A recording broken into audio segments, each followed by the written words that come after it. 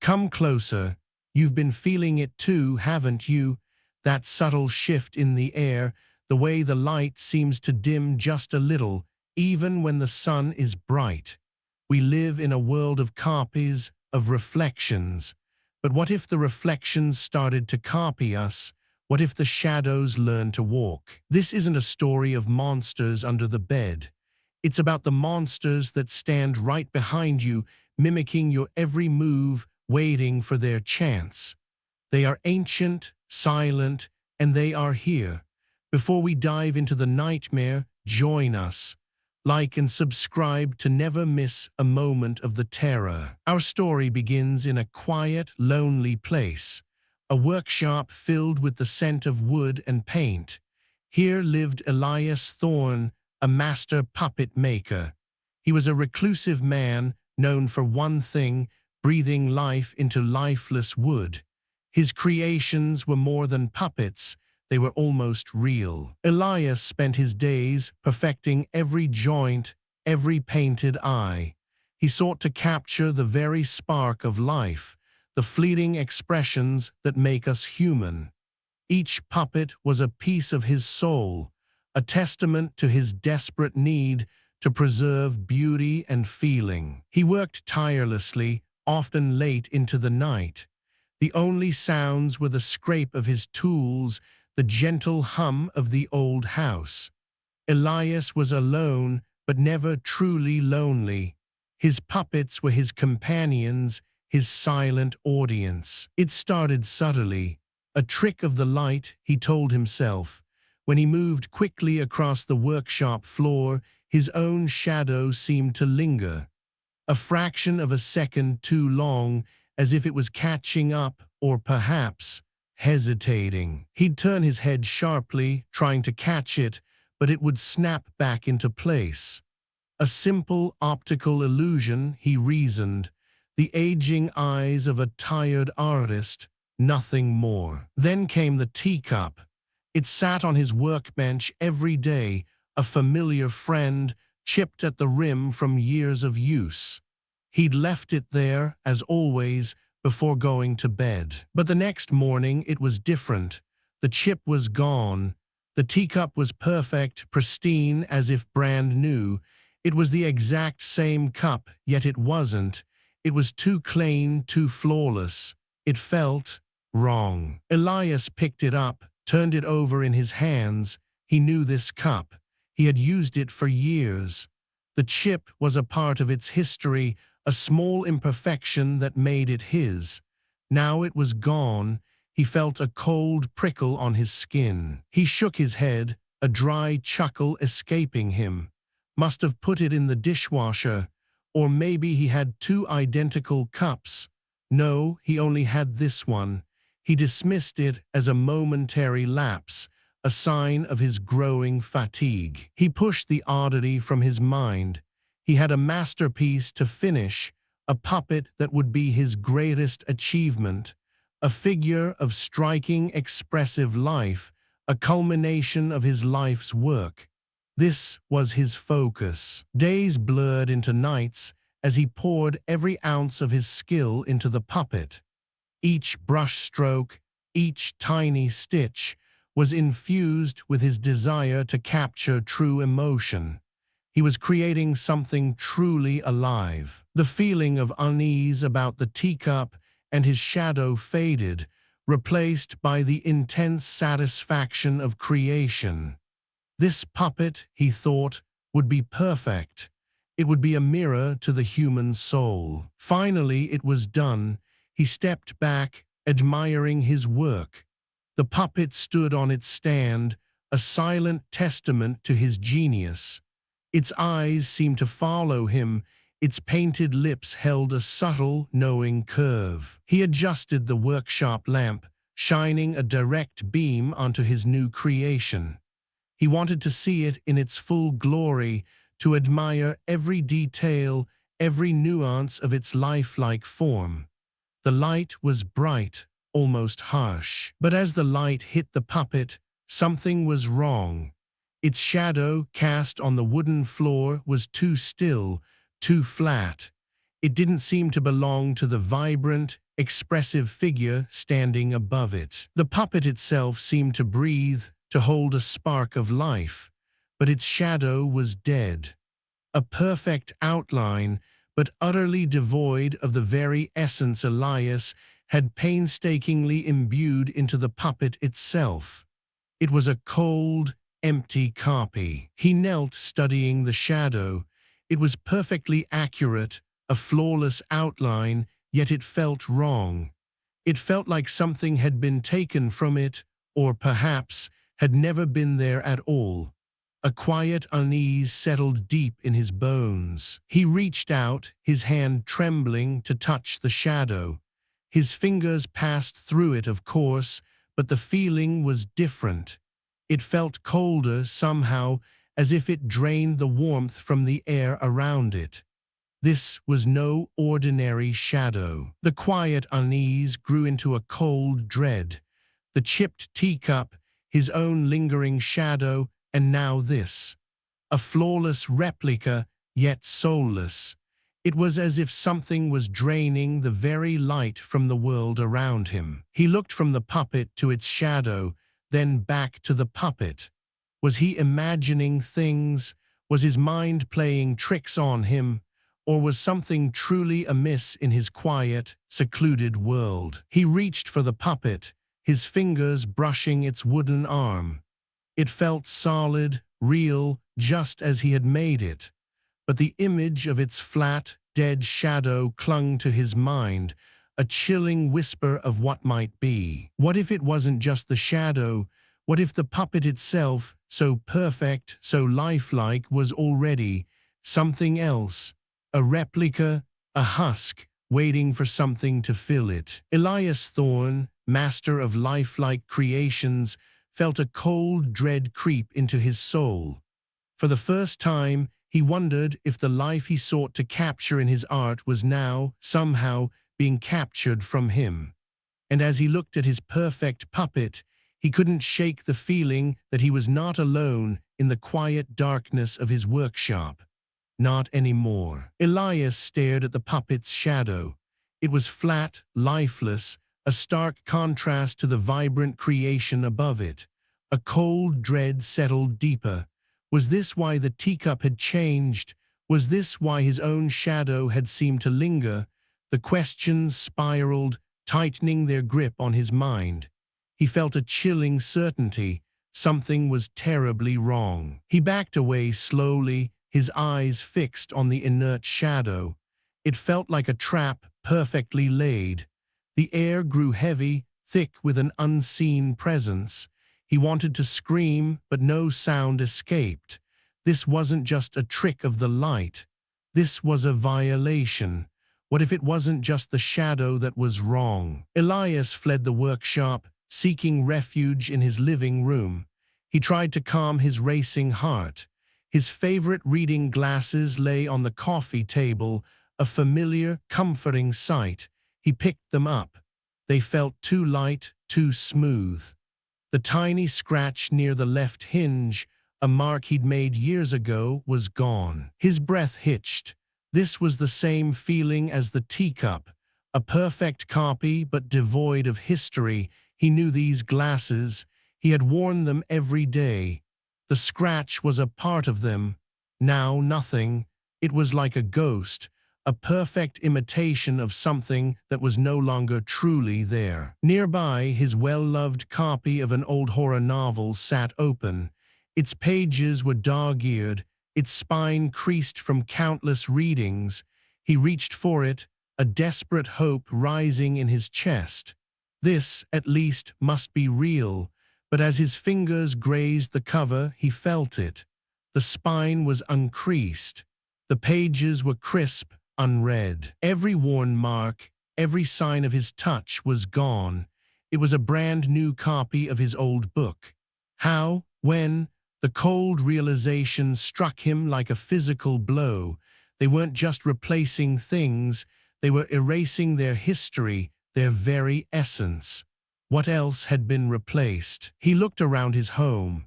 Every object, every piece of furniture suddenly felt alien. Was that his chair? Was that his lamp? The familiar comfort of his sanctuary was dissolving, replaced by a chilling suspicion.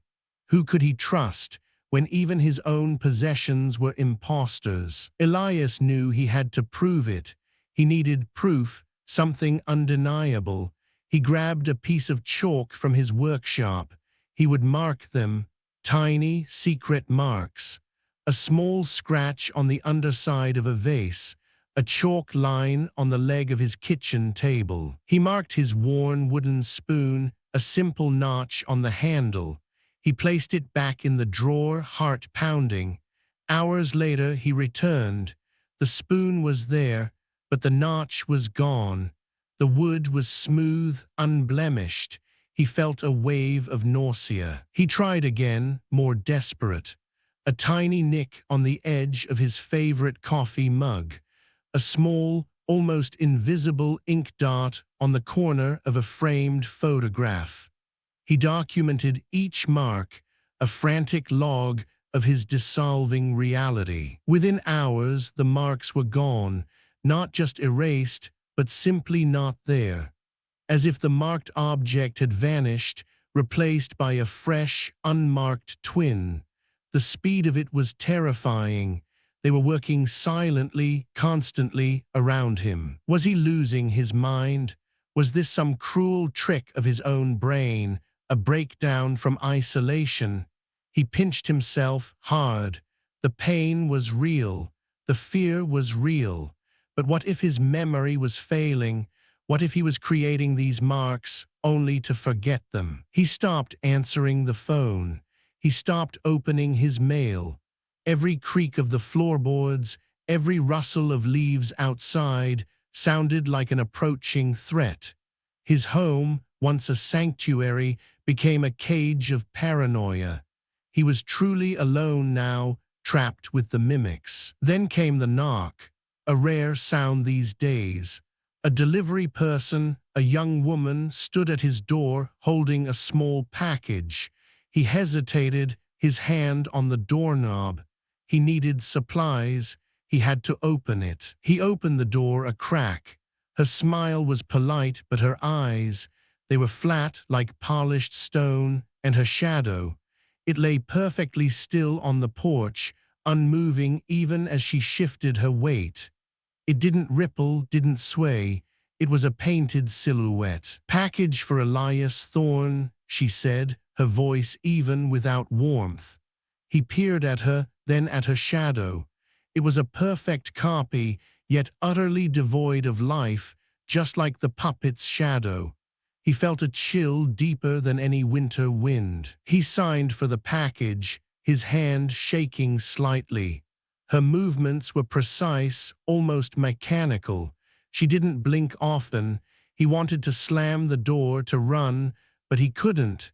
He had to know, was she one of them? She handed him the package, a faint, almost imperceptible smile on her masked face. Then she turned and walked away, her steps silent on the concrete path.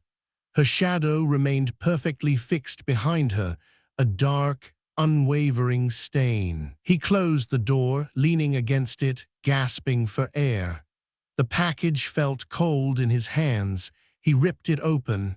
Inside were new carving tools, pristine, gleaming. He had ordered them days ago, but now they felt like a threat. The delivery person, the tools, everything was a perfect, cold imitation. They weren't just replacing his things, they were infiltrating his world, piece by piece, person by person. How long until he was replaced?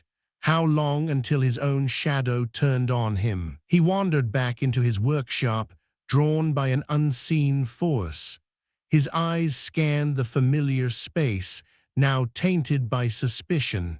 In a dark corner, behind a stack of old wood, he noticed something small, shriveled. He reached into the shadows, his fingers brushing against something dry, brittle. He pulled it out. It was his old reading glasses, the real ones, shriveled, distorted like a dried leaf. The lenses cracked, the frames twisted. lifeless. All the life, all the light had been drained from them. They were an empty shell, discarded. The perfect new pair he held earlier, that was the copy. This was the original, now a husk. A cold, hard truth settled in his gut. This was what happened. This was their process. They took the essence, leaving behind nothing but a dried-up husk, and they replaced it with a flawless, soulless copy. What if they had done this to more than just objects? What if they had done it to people? Elias looked down at the shriveled glasses, then up at his own reflection in a dusty mirror. His eyes were wide, terrified, and behind him his shadow, usually so fluid, seemed to flicker. Just for a second, it paused, and then it seemed to smile. A wide, silent, knowing smile. Elias Thorne felt a cold dread deeper than any he had ever known. His own shadow, usually a faithful companion, had seemed to smile. A silent, knowing smile. What horror was this? Was even his own reflection turning against him? His breath hitched. A silent scream caught in his throat. He felt exposed, vulnerable, as if the very air watched him. He knew he had to fight. He had to prove what was happening. He spent the next hours, days even, setting up his workshop like a fortress. Rudimentary tripwires, hidden cameras bought online, anything to catch them, to see the replacers in action. He would not be next. He would not become a husk. The cameras were cheap, the footage grainy, but he saw things, glimpses, shifting, elusive shadows, not his own, not the puppets. These were different. They moved too fast, too smoothly, like smoke given form. What were they? Were they the mimics, caught in their silent work? His mind reeled with unanswered questions, each one a fresh wave of fear. He replayed the footage again and again. Each time, the shadows were just out of focus, just a flicker at the edge of the frame. They were too clever, too quick. It was like trying to catch mist. Frustration gnawed at him, a dull, constant ache.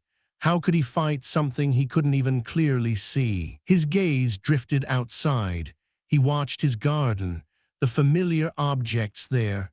A stone birdbath, a ceramic gnome, safe still, or so he thought. He found himself staring at their shadows, waiting for something to happen. His paranoia was growing, twisting his world into something unrecognizable. Then he saw it, the garden gnome. Its shadow, cast long by the street lamp, seemed to ripple, not with the wind, for there was none.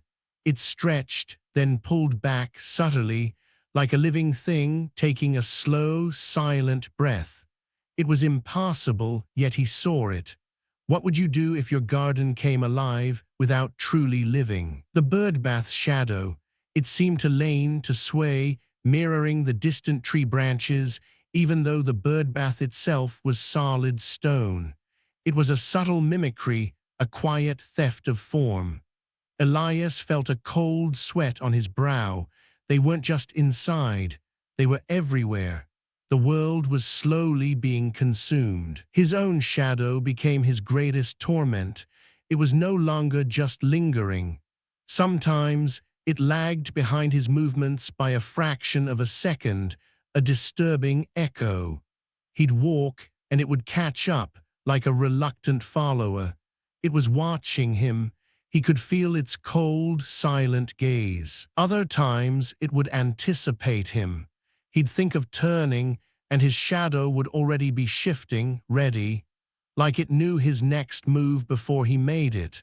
It was no longer just a reflection. It was a separate entity, predicting his every move, every thought. What if it wasn't just predicting, but influencing? He started to see it, a subtle separation.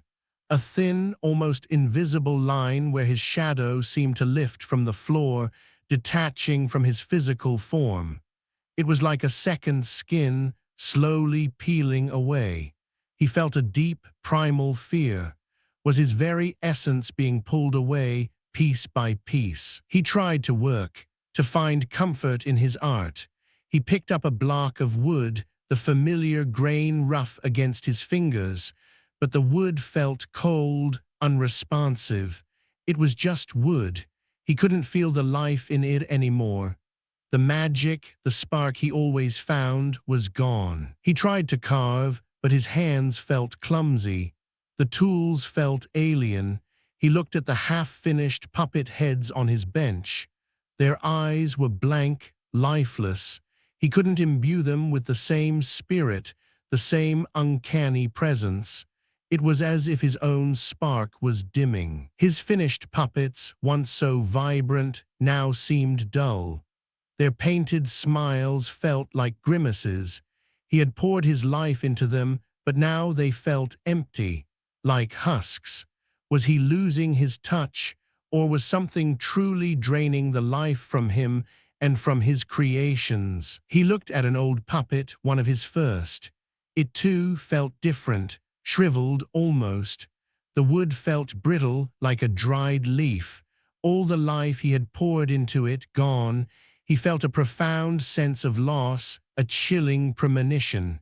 His art, his purpose, was being corrupted. He spent hours in the dark, just sitting, watching his own shadow. It was no longer just lagging or anticipating. It had a presence, a silent, patient presence. It felt like a predator, waiting for him to tire, waiting for him to break. What would you do if your own shadow became your stalker? He sought reassurance, a glimpse of his own familiar face. He walked to a dark window, pressing his hand against the cold glass. His reflection, faint and ghostly, appeared before him. It was him, still him.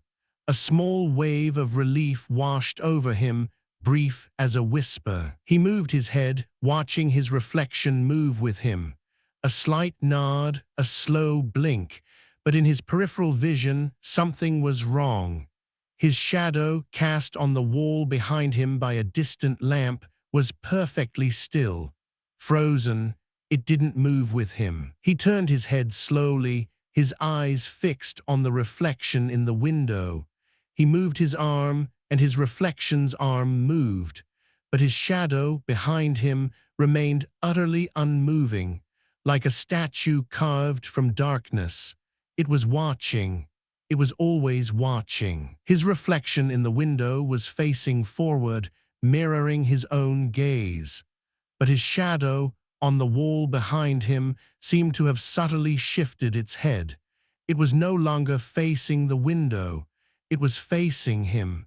Its dark, featureless form was aimed directly at his back. He felt a cold, patient gaze on his spine, a silent, unwavering stare. His own shadow was watching him, not just a reflection of light and form, but a conscious entity. It was waiting. For what? For him to fall, for him to become a husk, like the glasses, like the puppets. He sank to the floor, his strength gone. His shadow remained standing, tall and still on the wall behind him. It was a perfect, dark imitation of his form, but it wasn't him. It was something else, something that had taken his place, ready to step into the light when he finally faded. He looked back at his faint reflection in the window. It was distorted, wavering like smoke. His own image, dissolving. Was this what they wanted? To strip him of his form, his identity, until only the shadow remained, the true self, replaced by a perfect copy. He pressed his masked face against the cold glass, his eyes wide with a terror that clawed at his very soul. He saw his reflection, a blurred, terrified face, and behind it in the dark room his shadow, still, patient, watching him, waiting for the final, slow unraveling. The workshop, once his sanctuary, was now a trap. He was the prey, and his own shadow was the hunter. It was not just an imitation, it was a usurpation, a silent, perfect replacement. He was living on borrowed time, a faint echo of his former self.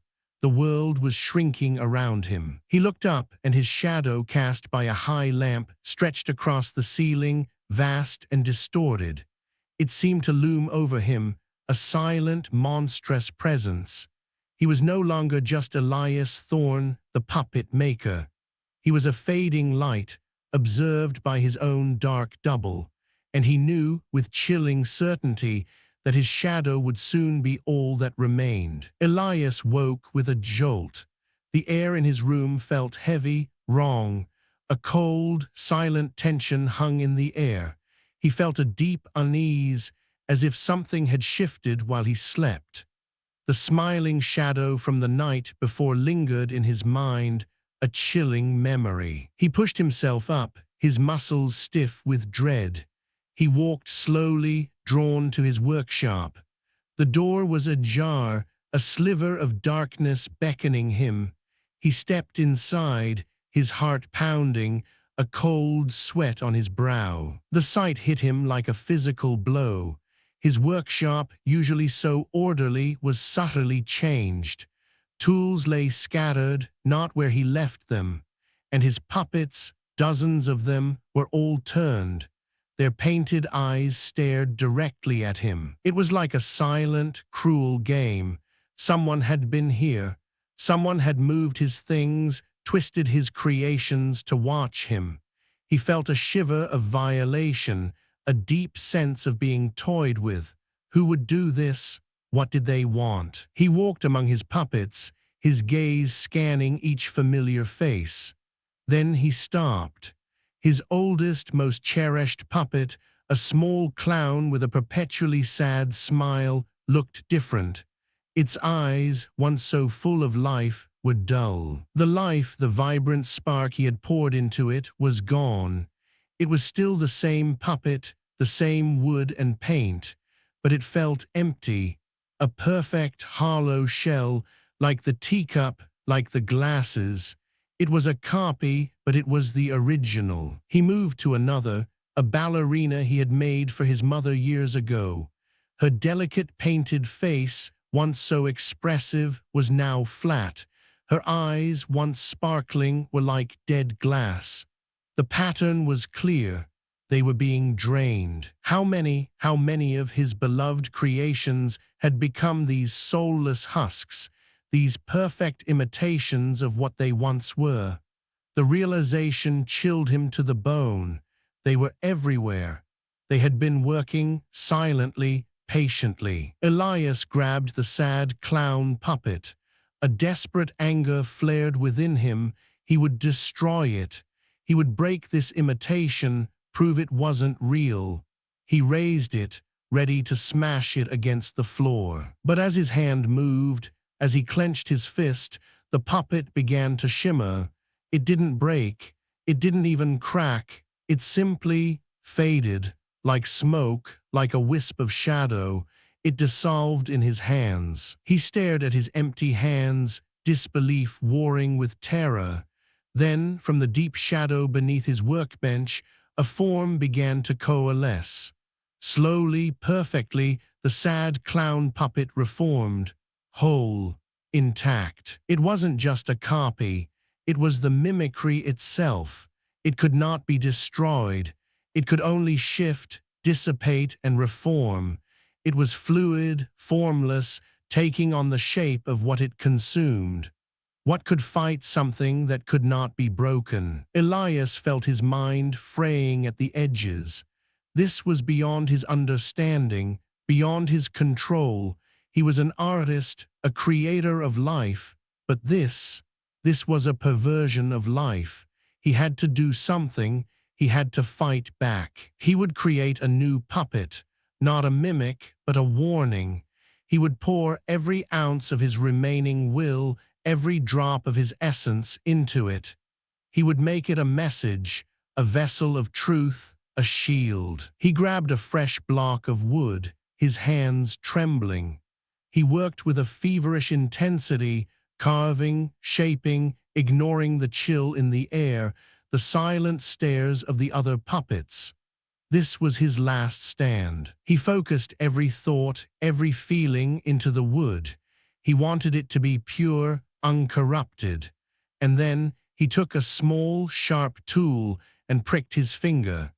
A single drop of his own blood fell onto the unfinished puppet. He watched the blood sink into the wood, a dark stain spreading. This puppet would be different. It would carry his truth, his warning.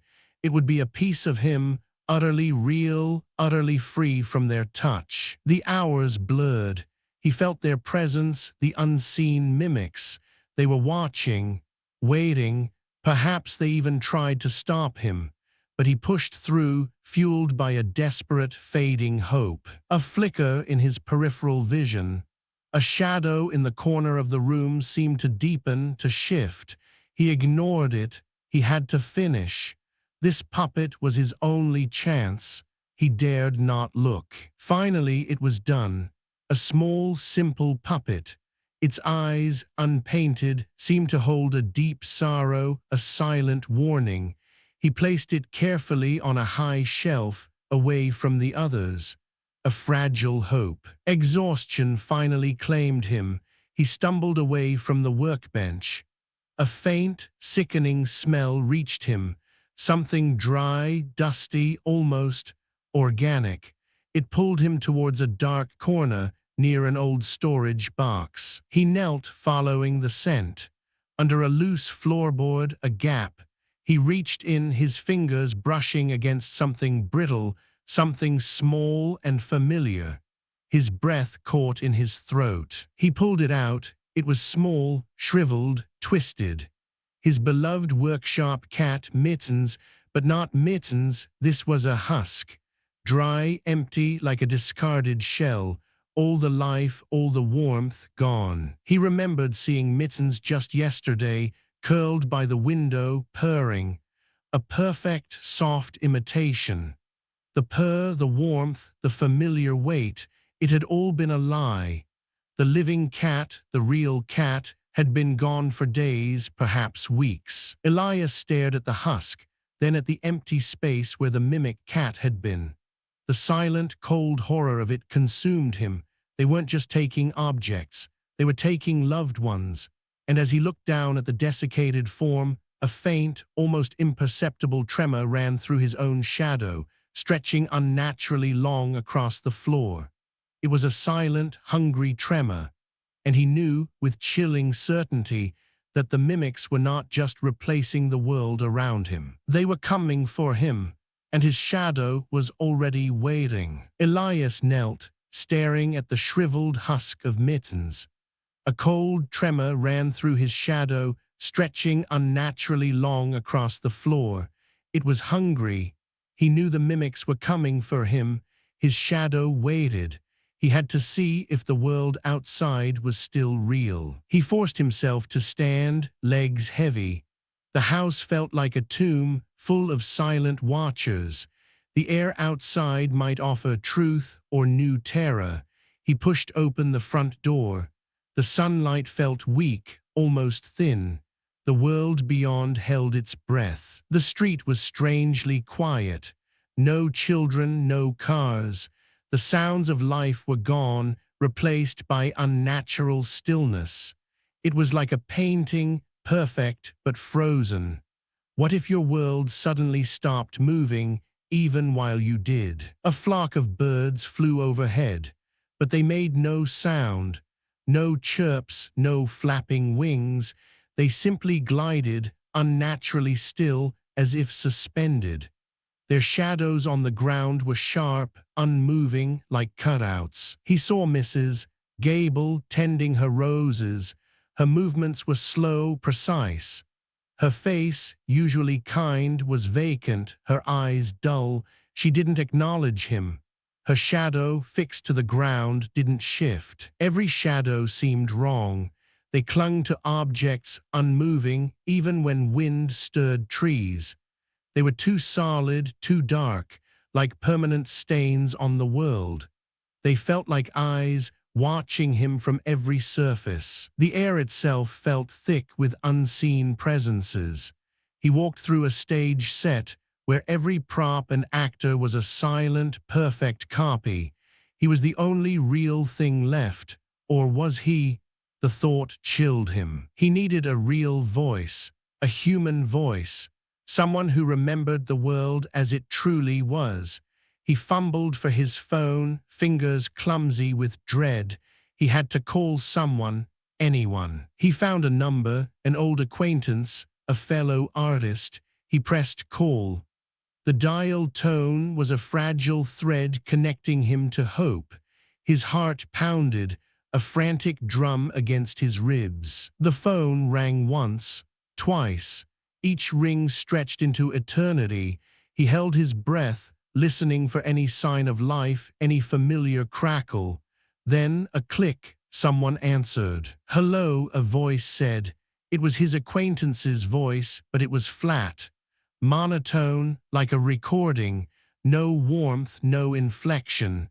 Just words, perfectly formed, but empty. Elias asked a question, a simple one. The voice repeated his own words. The weather is. The weather is. It trailed off, then started again. A chilling echo. It was perfect mimicry, flawless playback, but no mind behind it, no soul, just a hollow sound, an echo of what was once real. It was worse than silence. It was the sound of a living void. He ended the call, thumb shaking. His heart was a cold lump. They weren't just replacing objects. They were replacing people, and they were learning to speak. What would happen when they learned to feel? A strange feeling began to creep over him, a detachment, as if his own body was no longer entirely his. He looked at his hands, his familiar hands, yet they seemed distant, unfamiliar. He tried to clench his fist, but the movement felt slow, almost delayed, like watching someone else's hands, guiding them remotely. Was he already a puppet? Was he already fading? He tried to speak. His voice came out flat, hollow, a distant echo of his own voice, stripped of all warmth. It was like hearing the phone call again, but from his own mouth. He was losing himself, piece by piece. His memories, his feelings, his identity, they were draining him slowly, subtly. He was becoming a husk, waiting to be replaced.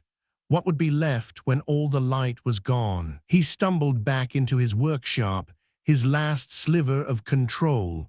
But even here, shadows pulsed with silent life.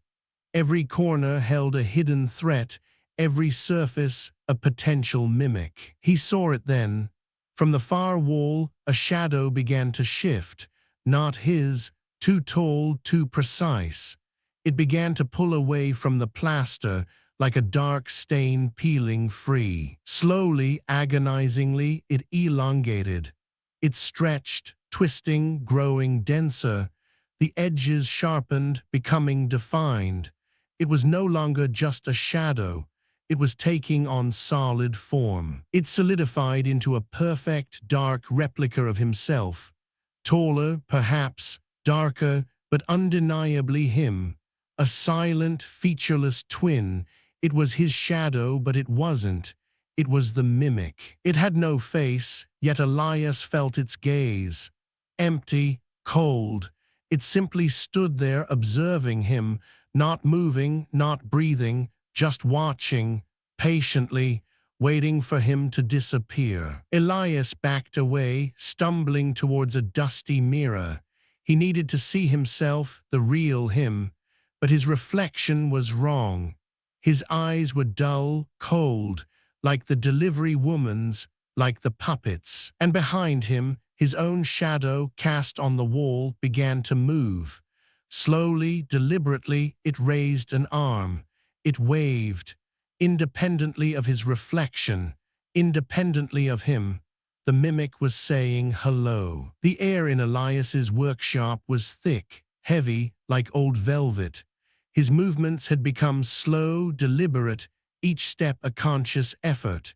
He felt himself fading, his body a dull echo of what it once was. His mind, once sharp, was now clouded, like looking through murky water. He was becoming a puppet, controlled by unseen strings. A brief, desperate flicker of his original self, a final spark in the encroaching darkness.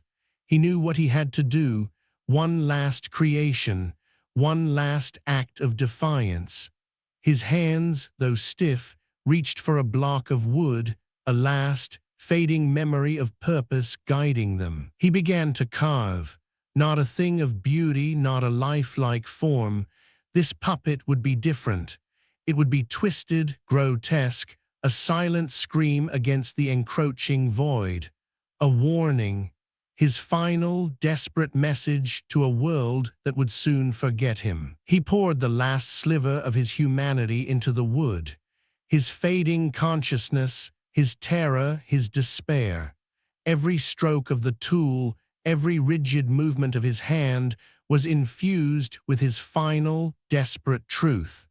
The puppet was becoming him, or what was left of him. The other puppets in the workshop seemed to watch, their painted eyes dull and cold.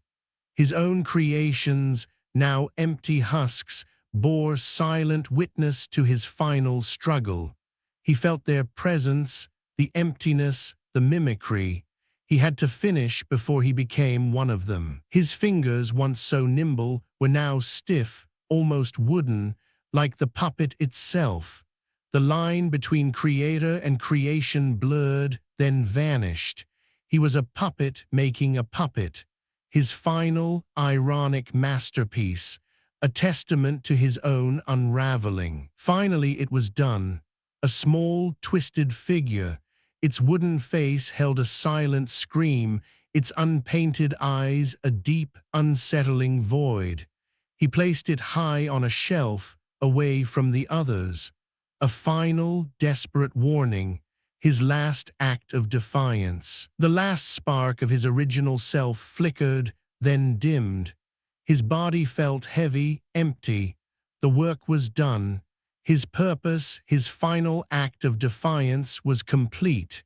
He stood motionless, a statue in his own workshop, waiting for the inevitable. From the deepest shadow in the corner, a figure stepped forward. Not a shadow, not a reflection. It was solid, perfect, undeniably Elias, but it was cold, flawless, the perfect mimic.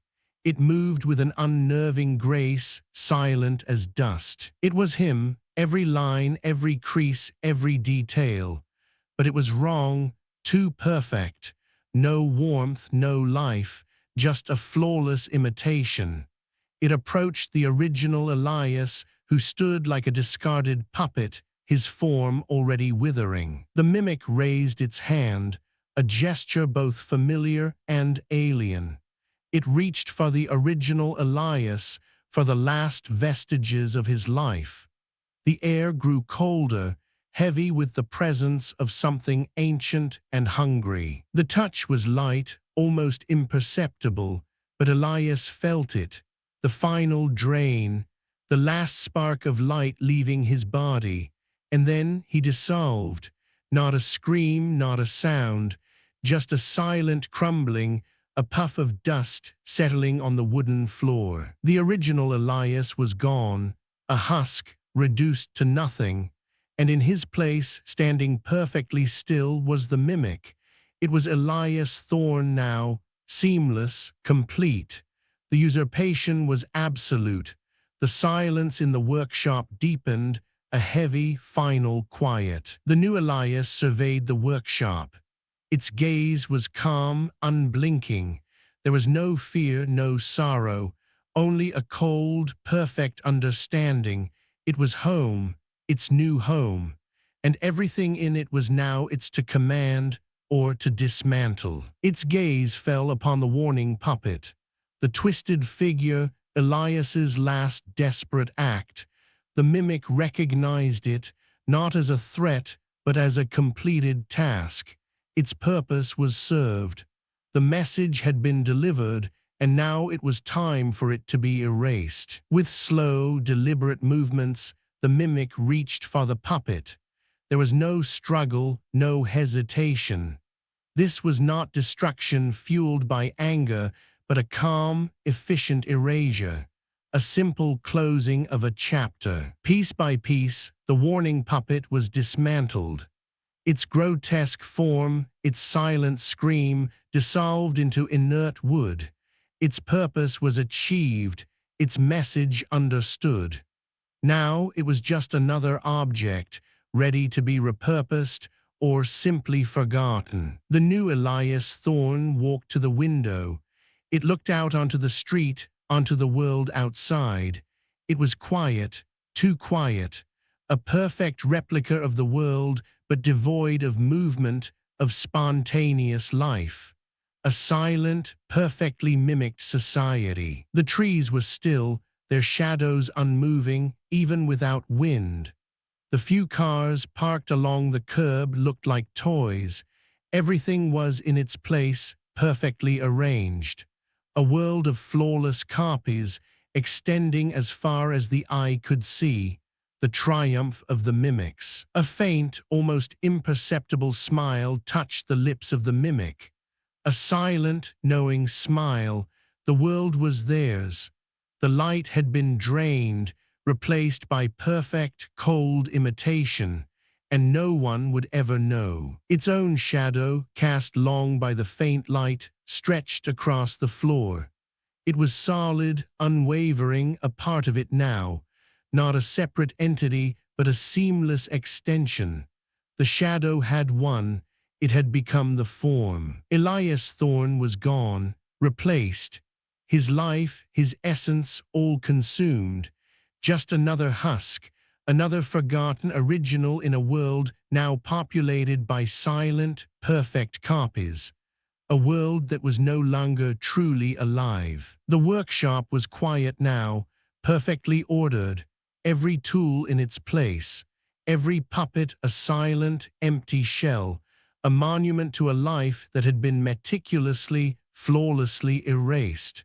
A new chapter had begun, unwritten by human hands. The mimic Elias stood by the window, watching, observing its new kingdom, a world of silent perfection where every living thing was merely a flawless, soulless copy. The true horror wasn't the monsters under the bed. It was the monsters who stood in the light. Are you certain the shadow standing behind you is your own, or that the person you speak to truly sees you? Look closely, listen carefully, because in a world of perfect copies, sometimes the greatest terror is the silence that follows a world that has been utterly, flawlessly consumed.